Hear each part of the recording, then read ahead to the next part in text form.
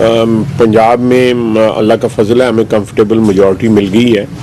और पंजाब में मुस्लिम लीग नून जो है वो अकेले इंशाअल्लाह ताला हुकूमत बनाने के पोजीशन में है और उस सिलसिले में ऑलरेडी सारा प्रोसेस स्टार्ट हो चुका है। जहाँ तक फेडरल हुकूमत का ताल्लुक है, कल शाम को कहते हैं कि पेशरफ्त कुछ हुई है, मुझे उसकी तफसील मालूम नहीं है क्योंकि मैं उस प्रोसेस में नहीं इन्वॉल्व हुआ। पेशरफ्त हुई है,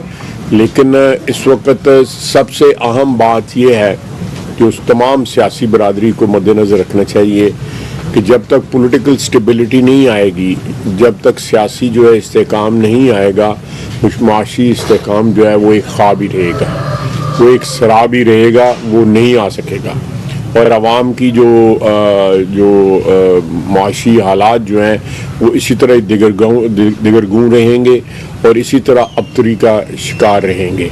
सियासी बरादरी को जो है इस सिलसिले में जो है अपने ज़ाती मफादात या अपने सियासी मफादात, अपने ग्रोही मफादात से बालातर होके आवाम के लिए जो है वो अगर कहीं कुर्बानी भी देनी पड़े तो